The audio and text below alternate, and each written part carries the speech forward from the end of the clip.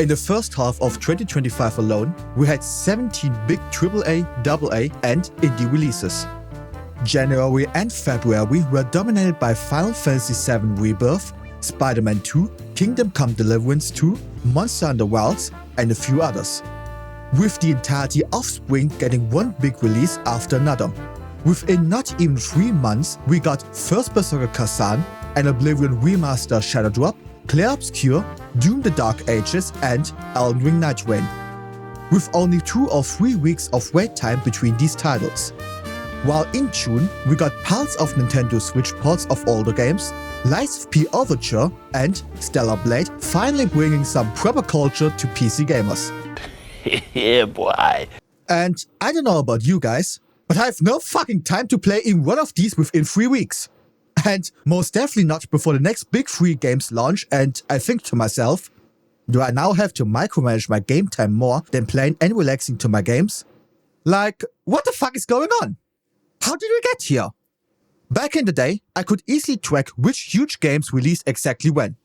But nowadays, I fucking lost track of even those I'm logged in for on day one. I'm gonna be real, we got too many fucking game releases back to back. And you know what the worst part is? You have no fucking idea how insane it actually is. Math time. If we average that one of these games takes 50 hours to finish, we look at a combined 800 hours of total playtime for only these titles here. Now, if you are like me, a regular employee with a 9 to 5, excluding commuting, eating, and sleeping 8 hours, you have a maximum of 4 hours on a weekday to play a game. But only if you have no social life, no obligations, and aren't so tired and miserable that you just want to lie down and sleep forever. So my experience is that you can play and enjoy games for 1.5 hours max on a weekday. And on weekends, I sleep in to rest up. So even here, I have maybe 5 hours of uninterruptible game time, giving me a total of 17.5 hours of potential playtime as an average employee in an entire week. Now let's say you commit to finishing all of these games.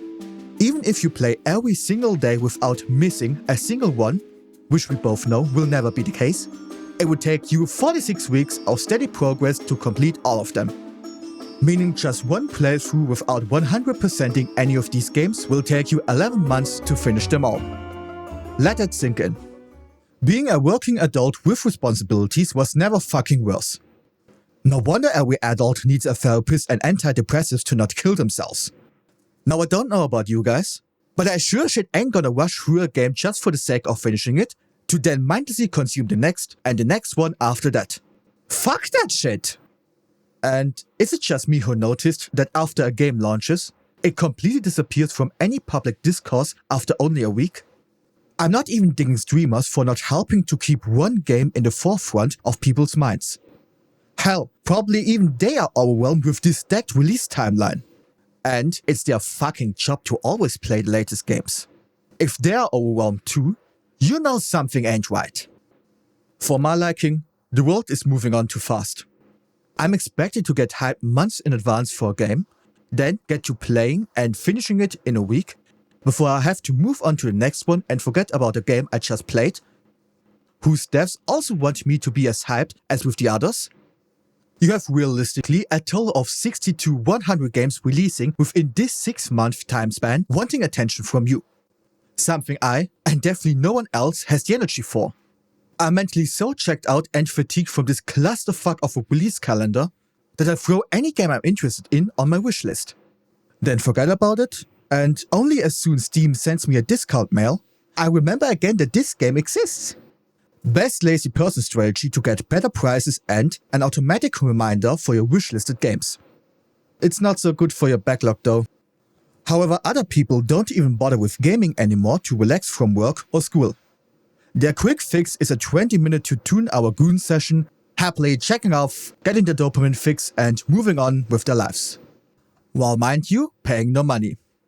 Another very sticky subject for gamers right now. Let's say I'm sticking to games and find myself with more free time than I currently have as an average worker. Then money is my next biggest concern. Even if you were unemployed with infinite free time and living with your parents for no living costs, you wouldn't be able to finance your games anymore. Almost every AAA game on this list here costs $70. If I wanted to buy all of them, I would be spending a total of $1,120. By the way, I know that Night Rain, Obscure and Schedule 1 aren't $70 games. I'm just too lazy to adjust the price down to the actual cost of $1,050. But still, that is a lot of fucking money to spend in a 6-month span. And with 20 years of stagnating wages, inflation kicking in every 2 years to increase prices on everything, plus with the current economic situation, very few people have this kind of money to spend right now. So you have this combo of too many back-to-back releases, money being tight for most people, and a big portion of the gaming audience are working people who are lacking free time due to their jobs or additional side hustles. Do you know what this means for these gaming companies? Their potential customer base is shrinking rapidly, meaning fewer sales and less money for them. And for the outcome, let's look at this 2023 statistic, which definitely applies to the video game industry in 2025. In 2023, the top 100 release games accounted for 91% of the total Steam revenue, while the remaining 13,871 games contributed just 9%. A year dominated by big games like Baldur's Gate 3, Hogwarts Legacy, Starfield, Resident Evil 4 Remake, and a bunch of others. Now mind you, that revenue doesn't equate profit. What these statistics should tell you is that only a handful of games sell extremely well.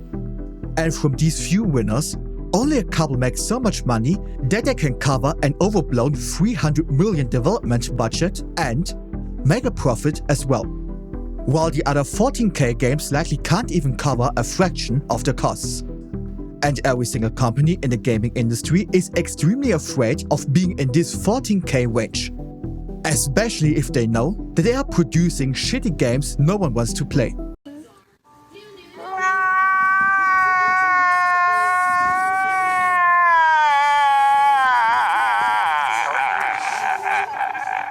Now, why don't studios space out their game releases a bit more was my next question. To not collide with another big release so soon and have the chance for a bigger customer base. And the simple answer is, as always, money. Money, money, money. Their development budgets are too big to allow for a sustainable business. Sustainable in this context is a studio that has the choice to either release a game next week or 6 months later to fix all bugs and optimize performance, meaning that they have enough savings to not feel rushed to publish their game. A huge aspect of a game's development cost is the salaries of the people working on it. According to this article, salaries account for nearly the entire game's initial budget. Which makes sense when we are talking about a wide range of roles from artists, game designers and programmers to UI UX designers, sound engineers and QA testers. Each team having varying numbers of junior to senior positions. And with a large headcount, especially with many specialized or senior talent, every single person contributes to an exponential rise in costs, which results in enormous personnel expenses over a span of several years to make a AAA game. However, the biggest wildcard in a game's budget is marketing.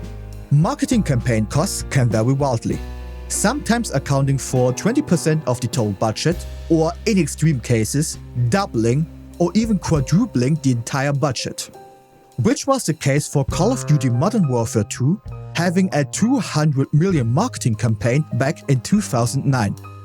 Whilst total cost is estimated to be $250 million. So $50 million spent on staff and $200 million spent on marketing. You guys remember the days gone? More like $10 on staff and $1 billion marketing in this case. Now, if these gaming studios cannot cover the costs with big sale volumes priced at $60–70 alone, then they will lose money, prompting them to increase their prices to squeeze even more money out from their already buying customer base. Let me remind you, a customer base who gets increasingly fatigued from so many constant big game releases. But these companies ignore this situation. They are too afraid of going under. They try to use any possible trick to make money they desperately need. And adding to this mess is also their motivation to show and prove an infinite growth graph to the daddy shareholder bosses, trying to appease them enough to not also lose their investment next to the customer money. Money these companies desperately need to cover their bloated expenses. So their idea is to charge more money from the core fan base and ignore the customers who aren't interested in the game's release. But if gaming companies actually follow through with $80, $90, or even $100 for a single game, they will get the inverse effect instead. Even less people will be buying their game since there's a surplus supply of video games right now. I don't have to fucking spend $80 right now on Doom the Dark Ages if I can buy a schedule one for $50. Or Elden Ring Night Rain, a spin-off of my favorite game of all times for $40. Or play some games from my already stacked backlog and spend no money at all. This current situation of too many game releases with exorbitant development costs and increasing video game prices will have the repercussion that game companies will lose almost their entire customer base. Because people aren't willing or able to pay for overpriced mediocre, buggy shit slop we recently got from Ubisoft, BioWare and other big AAA developers. And if studios aren't learning from these experiences and are stupid enough to double down and increase prices again, then they effectively price themselves out of the market. Because no one is willing to buy an overpriced boring game. Gamers will instead flock to the more affordable indie and AA games. Games that don't require hundreds of millions of dollars in development costs, but only a fraction for an overall leaner, more focused and better game. If AAA game companies want a bigger pool of potential customers, then the industry as a whole would have to better schedule their releases. Because lesser cramped release windows will mean more potential customers, who aren't occupied with 3 other games from the previous month. This would dramatically decrease the fierce competition within a release window between game companies to gain as players.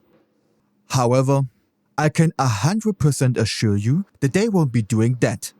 No, they have to satisfy their daddy shareholders with profitable products within a fiscal year. If they don't, they fear that they will lose investor money they desperately need to cover their big-ass development budgets. Which is one of, if not the biggest reason, as to why so many AAA games nowadays launch in a buggy, not performance-optimized state. In business terms, these results are called minimal viable product.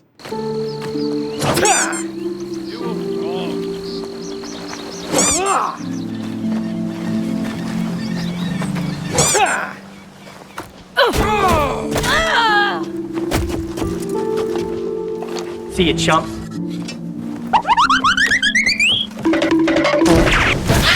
We only got into this shit show all because these big game studios are strapped hard for money. So, I'm a doomer and don't believe for 1 second that companies will willingly spread out their game releases more over a 2 to 3 year time span. Not if they don't have the money to do so. And I honestly only know of one working solution that will force these big AAA gaming publishers to course correct extremely fast. An overwhelming sentiment of apathy from the gaming community at large. Gamers who are indifferent towards their games and don't buy them. I already am checked out from many of the most recent AAA game releases. I don't want to waste my time with boring shit like Assassin's Creed Shadow or Dragon Age Railguard. I would like to play Doom the Dark Ages and more Elden Ring Night Rain, but I have no fucking time to game right now! Fuck! Gamers, I implore you to raise one proudly erect middle finger to these stacked release schedules of mediocrely buggy slop games. Let them know that we don't stand for their incompetence no more. Let it be known that if they don't course correct, we'll watch as they implode and get shut down with joy. For it will mean that we regain some of our precious limited time again. Hey, like legit, why don't we encourage them to fuck up? We actually would regain time from these stacked release schedules that way. Time we can spend on better and greater games. Which I am in full support to give to AA, European and indie devs. And of course, the absolute goats from Asia, giving us gamers what we truly desire.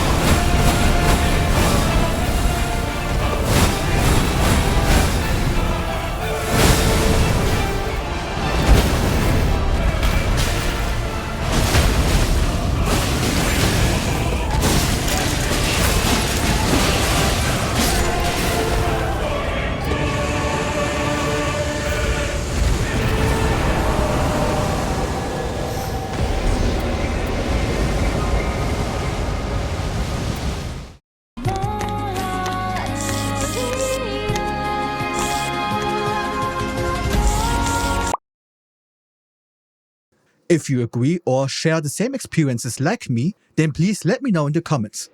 Subscribe to the channel and see ya.